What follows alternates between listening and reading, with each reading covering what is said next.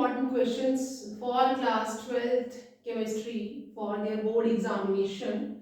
The first question is three divided into three parts. The first one is write the product when D-glucose react with the concentrated nitric acid. And what will be the product? Second, write two components of starch. And third one is the bond formed by amino acids. In our biomolecule chapter, we are having 5 sub biomolecules. We are having carbohydrates, proteins, amino acids are there, vitamins are there, nucleic acids are there.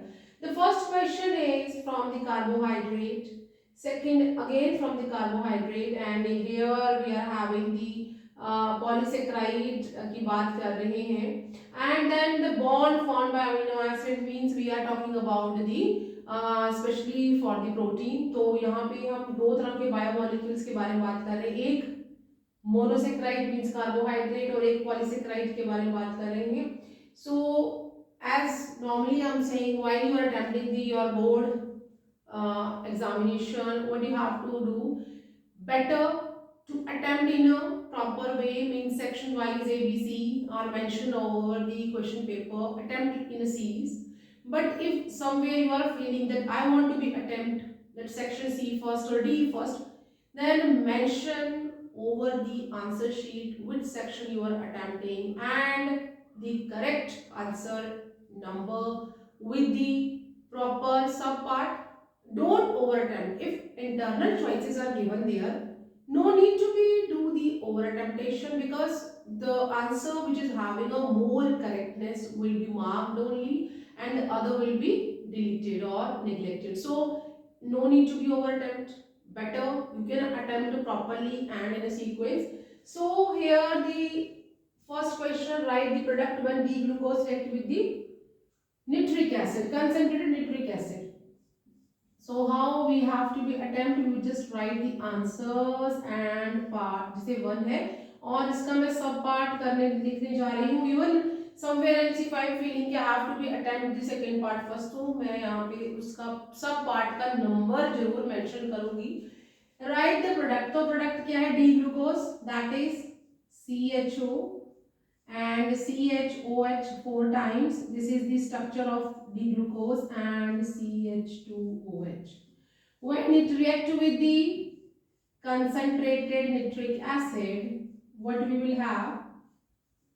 Then we will have the saccharic acid, CHOH 4 times, center वाला part as it is आ जाएगा, and COOH and COOH. Here we will get the saccharic acid from the D-glucose. तो ये क्या है? D-glucose है and क्या मिला हमें? We got the saccharic acid. And if the question can be other way around, यहाँ तो question था कि what is the product when D-glucose react with the nitric acid. Question can be other way around. On reacting with the nitric acid, saccharic acid formed, what it indicates and what is the exact reason why the saccharic acid formed. तो यहाँ पे जब saccharic acid form होती है तो we have to be show that there is the presence of a primary alcoholic group. So यहाँ पे हम mention करेंगे it indicates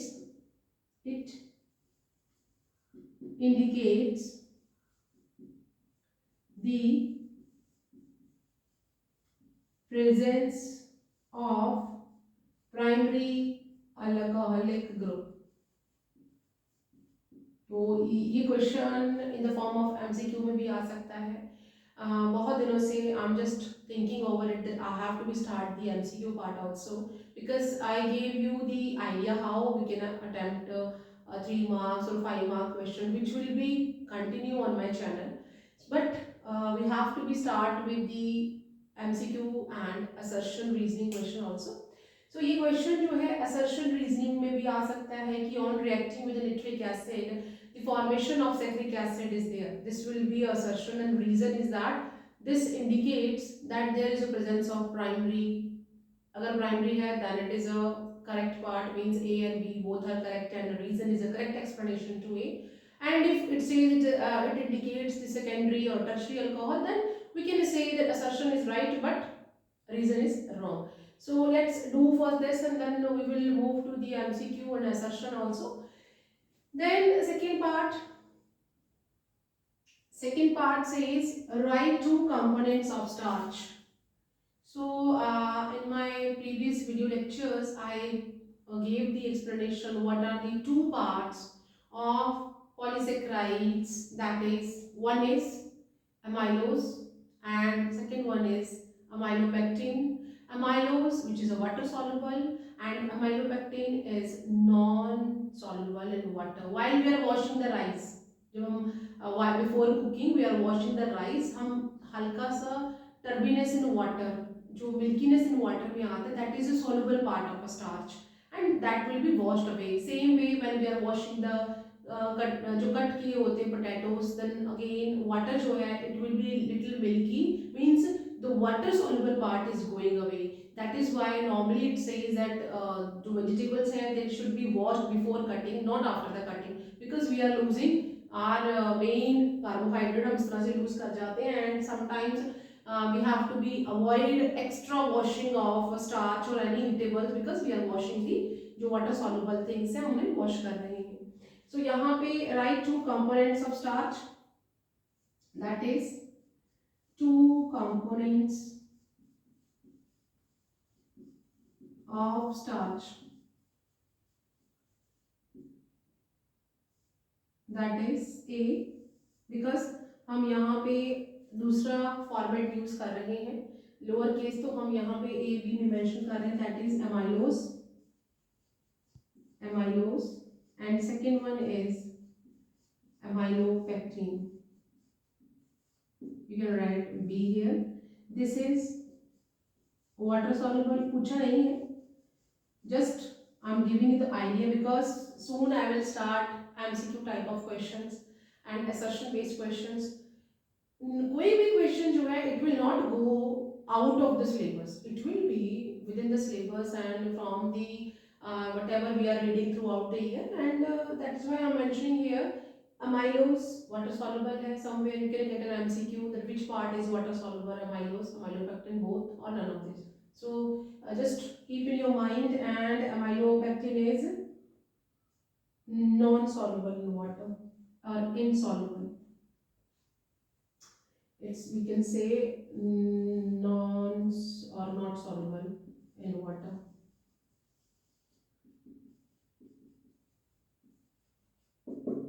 अदरवाइज अगर हम राइस को वॉश करते तो सारा राइस जो है वॉश होके इस तरह से वेस्ट हो जाता. देन थर्ड पार्ट है first question, bond form by amino acids. In biomolecule chapter we read about the glycosidic linkage, peptide linkage, phosphodiester linkage. I hope you know that amino acid के बीच में कौन सा linkage होता है, that is peptide bond. यहाँ पे हम इसका थर्ड पार्ट लिख लेते हैं, the bond formed by amino acid, that is peptide bond formed by amino acids. So I done with the first question. I wrote all the answers here. You can just take a screenshot of it. And let's start with the second question. What is the second question? That is from the unit electrochemistry.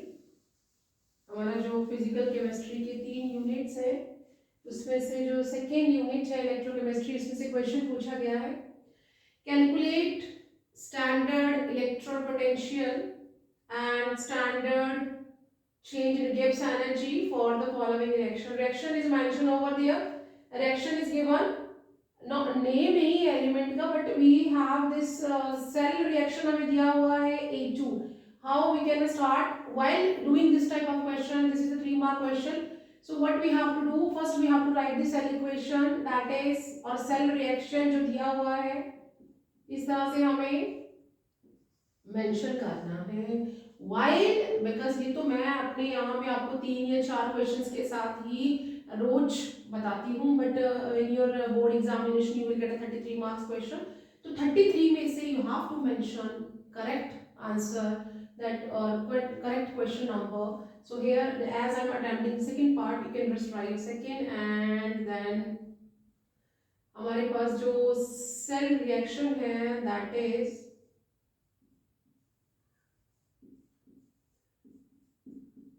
on seeing this cell reaction क्या clear हो जाता है. Cell reaction अभी आपके सामने है. इस cell reaction को देख के can you tell me that which of the element is getting oxidised. तो जिसका भी ऑक्सीडेशन नंबर इंक्रीज हो रहा है उसका ऑक्सीडेशन हो रहा है. जिस इलेक्ट्रोड में जो ऑक्सीडेशन नंबर है वो कम हो रहा है, वो रिड्यूस हो रहा है.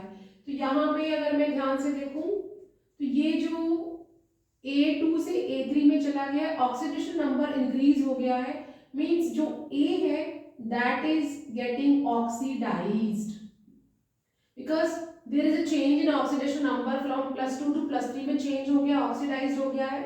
एंड जो B है दैट वाज हैविंग +1 और +1 से 0 में चला गया है, तो ये रिड्यूस्ड हो गया है. ये भी पूछा नहीं है यहाँ पे, just for your extra knowledge, for the help, as one of the student is saying, according to my experience, what is important, everything is important. You can get anything. अगर मैं इस पे सेल रिएक्शन लिखने के बोलूँ तो आप cell reaction भी लिख सकते हैं. We have to write the half cell reaction also. अगर एक बार हमने पढ़ लिया, we are fully prepared, then we are able to write each and all the answers. यहाँ पे कौन ऑक्सीडाइज्ड हो रहा है, अगर ये क्वेश्चन आता है, which is getting oxidized, then A, which is getting reduced, then B. The question can be like, and if they will ask write half cell reaction of this, तो आप half cell reaction भी लिखेंगे. इसके लिए question नहीं है, just अगर half cell reaction लिखना हो तो कैसे लिखेंगे. ऑक्सीडेशन हाफ क्या होगा इसका, ऑक्सीडेशन हाफ, इस सेल का ऑक्सीडेशन हाफ क्या हो जाएगा, oxidation half cell reaction, that is A2 aqueous state में है and it is changing into A3 aqueous में ही है, प्लस साथ में क्या रिमूव हो रहा है, 1 इलेक्ट्रॉन, बिकॉज एक ही इलेक्ट्रॉन शो हो रहा है. Similarly we have to be do the reduction half cell reaction, that is हम लोग क्या ले लेंगे, that is B+1 oxidation aqueous state में था एंड इट इज प्लस, और वो चेंज हुआ है तो उसने क्या ले लिया है, प्लस एक इलेक्ट्रॉन लिया है जो कि फर्स्ट वाले इलेक्ट्रोड ने डोनेट किया है and it change to be solid. तो अगर इस पे क्वेश्चन आता which is getting oxidised, we will simply say that A, which is getting reduced, that is B, reduce हो गया है. एंड ऑक्सीडेशन के लिए A2 ऑक्सीडाइज्ड हुआ है, ये ऑक्सीडाइज्ड हुआ है, और जो हमारा B1 है वो रिड्यूस्ड हो गया है. करेक्ट. सो ये हम इस तरह से लिख सकते हैं कि वो अपनी ऑक्सीडेशन स्टेट से चला गया है. एक आपने ध्यान में रखना है, जब भी किसी का ऑक्सीडेशन नंबर बढ़ जाता है मतलब वो ऑक्सीडाइज्ड हो जाता है, और जब किसी का ऑक्सीडेशन नंबर कम हो जाता है मतलब वो रिड्यूस हो जाता है. इस क्वेश्चन में मुझे ये नहीं पूछा था, but I must know about the number of electrons. मुझे इलेक्ट्रॉन पता होने चाहिए कितने शिफ्ट हो रहे थे, दैट इज ओनली 1. तो यहाँ पे ये मैंने क्यों लिखा आपको बताने के लिए, that how many electron are participating here, only 1, एक इलेक्ट्रॉन यहाँ पार्टिसिपेट कर रहा है in oxidation reduction. Now move to the question, that is calculate standard electrode. तो यहाँ पे स्टैंडर्ड इलेक्ट्रोड हमने कैलकुलेट करना है. एंड स्टैंडर्ड नर्स्ट इक्वेशन से अगर हम देखें तो E cell equal to E standard of the cell minus that is 2.303 RD NF log KC। Because मुझे बोला क्या है, इट सेज कि मुझे यहाँ पे KC इक्विलिब्रियम कांस्टेंट दिया हुआ था, तो मुझे ये वाला इक्वेशन अभी लगाना है, या इक्वेशन गिवन KC की वैल्यू मुझे दी है 10 टू द पावर 10। तो यहाँ पे जो ई सेल नर्स्ट इक्वेशन के अकॉर्डिंग क्या होता है, E cell equal to E naught cell mean standard electrode potential of cell minus 2.303 RT by NF log KC। ये आपने याद कर लेना है, मैंने अपने वीडियो लेक्चर्स में इसको शेयर किया हुआ है। Then at equilibrium, equilibrium stage पे क्या हो जाता है, ई सेल जीरो होता है। सो eight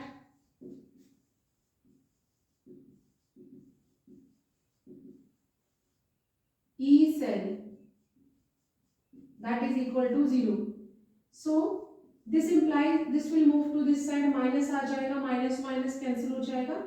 How it will come, minus होके इधर E naught cell, when this standard electrode potential will move towards the left hand side, तो यहाँ पे माइनस का साइन आ जाएगा, equal to minus 2.303 NF RT log KC। अब यहाँ पे जो माइनस माइनस है they will be cancelled out.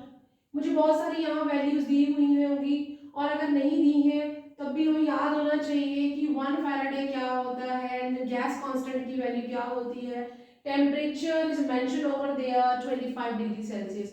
तो यहाँ पे मुझे everything is provided to me, मुझे गिवन है, given that is 1F equal to 96500 column, these are provided to me, and R नहीं है तो आपको याद ही रखना चाहिए 8.314 जूल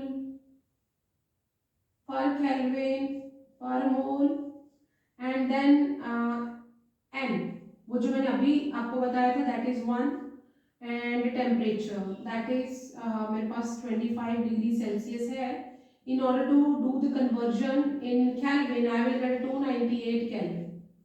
तो at standard conditions what will happen, अगर मैं ये सारी चीजें यहाँ लगा देती हूँ तो क्या हो जाएगा, that is 2.303 into R की जगह पे 8.314, टेम्परेचर की जगह पे 298, N की जगह पे 1, F की जगह पे 96500, लॉग और केसी की वैल्यू भी मुझे प्रोवाइडेड है that is 10 to the power 10, वो भी आप यहाँ लिख लें कि केसी जो है दैट इज प्रोवाइडेड है 10 टू द पावर 10।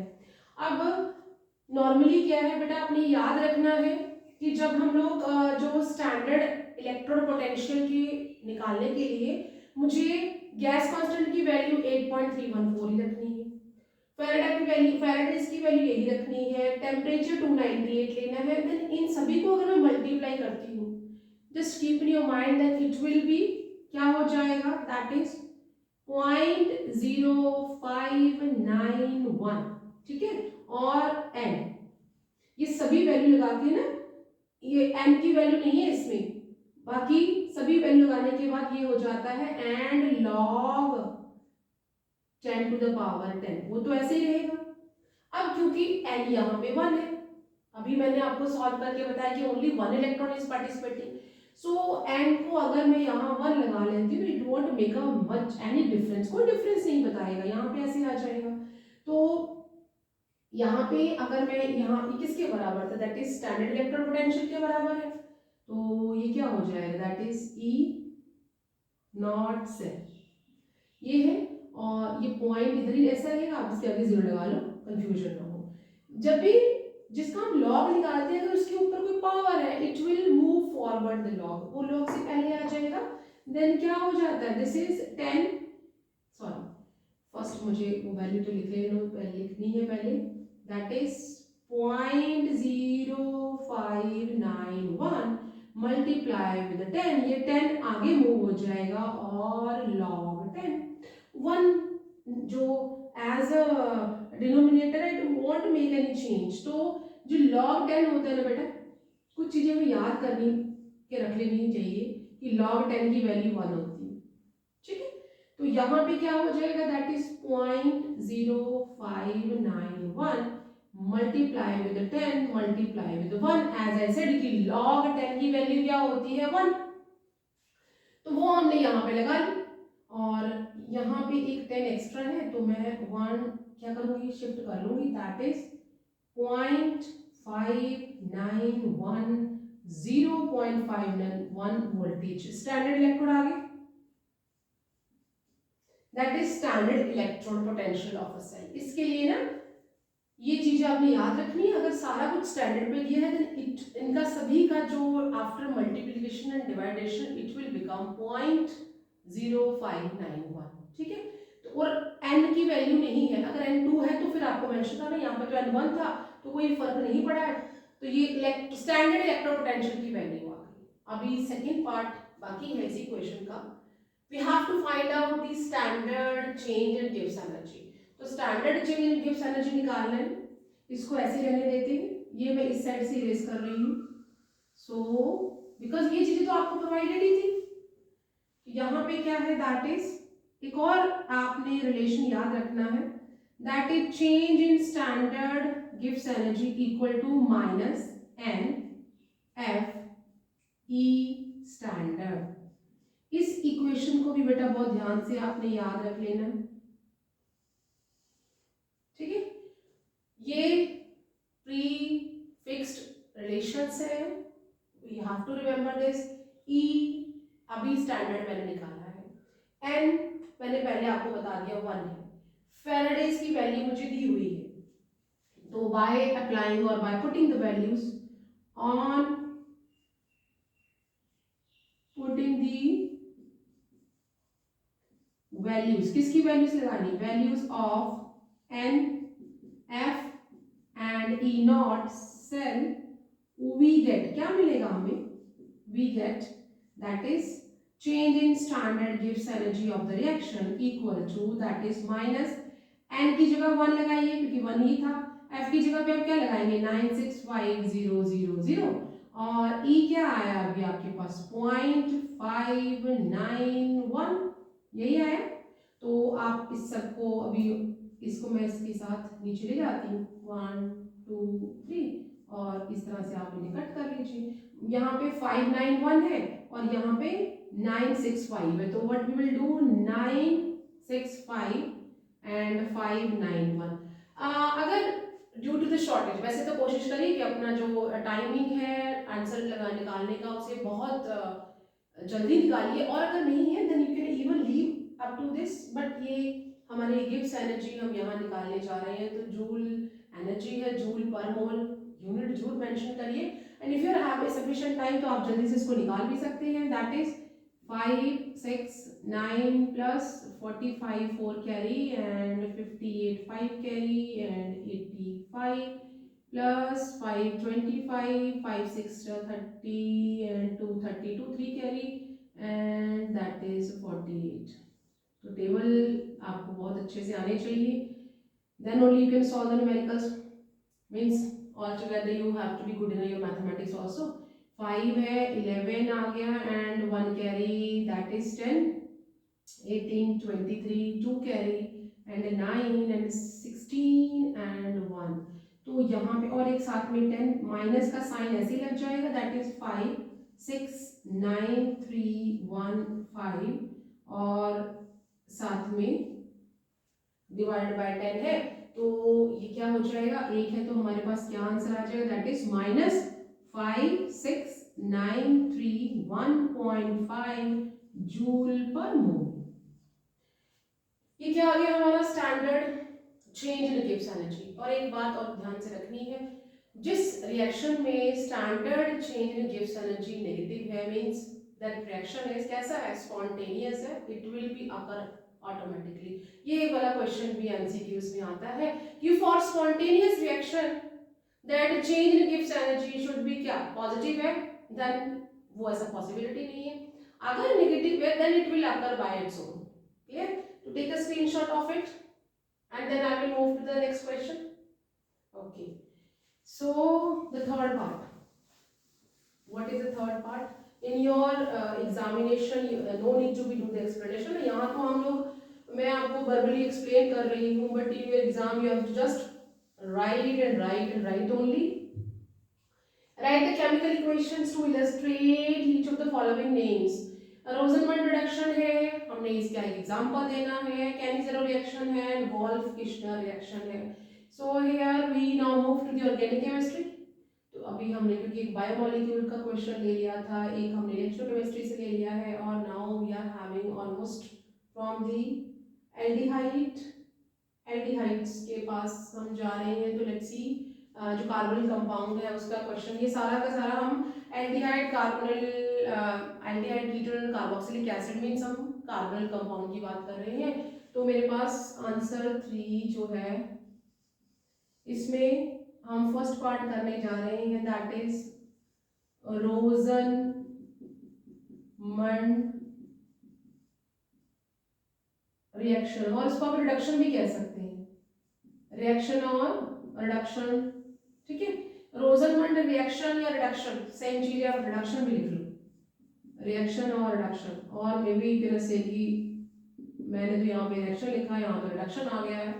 तो जब भी कभी एसिल क्लोराइड जो है they will get reduced means hydrogen add up होगा in the presence of platinum with barium sulphate, we will get the aldehyde. तो यहाँ पे इसका किस तरह से हमने शो करना है, दैट आर एसिल क्लोराइड लेना है और हाइड्रोजन को एडअप करना है, और in the presence of platinum and barium sulphate what we will get, we are getting RCOH along with HCl। तो ये है यहाँ पे जो R है वो AR और मीन्स एराइल और अल्काइल दोनों ही हो सकते हैं। इसके लिए हम एग्जांपल उन्होंने यही बोला है कि right the chemical equation, just equation बोला है, जितना बोला है बेटा उतना ही लिखिए, डोंट एक्सीड दैट। यहाँ पे 1 नंबर है तो you will get a 1 marks for that. If you are writing, अगर आप यहाँ पे आर की जगह पे किसी इथाइल मिथाइल प्रोपाइल कुछ भी लिखते then you will get a marks, but अगर जनरल स्टेटमेंट देते हैं तो no issue at all. Then Cannizzaro reaction है, कैनिज़ेरो रिएक्शन में क्या आ जाता है, दैट इज अगर आपके माइंड में याद आ गया हो कैनिज़ेरो, ये कैनिज़ेरो रिएक्शन जो होता है दैट इज कैनिज़ेरो रिएक्शन कौन देता है, दो aldehydes, those are not having, इसके पास क्या नहीं होता, अल्फा हाइड्रोजन नहीं होता है। तो aldehyde those are having deficient in alpha hydrogen, वो एलिफेटिक भी हो सकते हैं, एरोमेटिक भी हो सकते हैं। जर्नल रिएक्शन लिख लेते हैं, दैट इज H,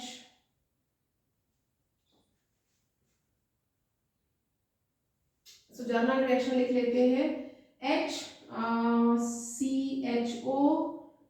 प्लस, और ये रिएक्शन किसकी प्रेजेंस में होगा, दैट इज कंसंट्रेटेड एल्कली के प्रेजेंस में होगा। And what we will get here, then we are getting, यहाँ पे इसके जो 2 मॉलिक्यूल लेने हैं, एक मॉलिक्यूल जो है वो कन्वर्ट हो जाएगा अल्कोहल में, और जो दूसरा मॉलिक्यूल है वो कन्वर्ट हो जाएगा जो भी हमने यहाँ पे एल्कली लिया है सोडियम या पोटेशियम उसके सॉल्ट में, it will get converted into the sodium और potassium salt of carboxylic acids. तो ये इस तरह से हमने शो करना है कि अगर हमारे पास ऐसा कोई एल्डिहाइड है जिसके पास अल्फा हाइड्रोजन है ही नहीं, तो जब वो कंसंट्रेटेड बेस के साथ या एल्कली सेलेक्ट करेगा तो 1 molecule will give us alcohol and second molecule will give us the sodium, और जो अगर आप यहाँ पे KOH लेते तो पोटेशियम सॉल्ट ऑफ एसिड मिलता, अब हमने यहाँ पे सोडियम ले लिया है तो सोडियम सॉल्ट ऑफ एसिड मिला है। देन यहाँ पे नेक्स्ट है Wolff Kishner reaction. Wolff Kishner reaction में, वॉल्फ किश्नर रिएक्शन ये भी हमारा किश्नर रिएक्शन जो है that is from the Wolff Kishner reaction, aldehyde और कीटोन और कार्बोक्सिलिक एसिड चैप्टर से है। एल्डिहाइड्स जो होते हैं अगर या कार्बोनिल जो कार्बन्स हैं हमारे, इस तरह से हमने शो करना है। कार्बोनिल कंपाउंड जो है अगर उसे हाइड्रोजीन के साथ रिएक्ट वॉल्फ किश्नर रिएक्शन में, और it is different from a Clemmensen जहां पे हम जिंक और HCl लेते हैं, डोंट गेट कंफ्यूज बेटा। यहाँ पे वॉल्फ किश्नर है, यहाँ पे हम क्या लेंगे, हाइड्राजीन, दैट इज NH2 लेना है आपने, और साथ में एक वाटर मॉलिक्यूल बाहर निकल जाएगा, आपके पास क्या आ जाएगा, that is C double bond NH2, और ये ऐसा ही। अब ये जो आपका अभी इंटरमीडिएट बना है, इसे आप रिएक्ट करवाएंगे KOH के साथ along with the ethylene glycol, ethylene glycol के साथ रिएक्ट करवाएंगे, and what you will get, that is CH2 plus N2। तो इस तरह से the conversion of carbonyl compound to hydrocarbon with the hydrazine and KOH along with the ethylene glycol is known as Wolff-Kishner reaction। ज्यादा मुझे यहाँ पे explanation देनी नहीं है, 1 मार्क क्वेश्चन है, see the pattern, रोजनमंड reduction, रोजनमंड reaction और रिडक्शन है, कैनिज़ेरो रिएक्शन है, वॉल्फ-किशनर रिएक्शन है। क्वेश्चन कह रहा है कि write chemical equation, that's it, means no need to be write the explanation, no need to write कि when hydrogen will combine with acid chloride, ऐसा कुछ भी नहीं करना है आपने, जस्ट आपने इस तरह से इक्वेशन लिख देनी है, you will get a 1 1 1 3 marks इस तरह से आपके कंप्लीट हो जाएंगे। I hope you will get some sort of idea from this solving the questions, and मेरे चैनल को लाइक और शेयर और सब्सक्राइब करें for the coming videos. In next video we will start the MCQs first and then we will move to the assertion based questions, और ये वाले question तो as it is ही रहेंगे। Till then you take care and bye bye।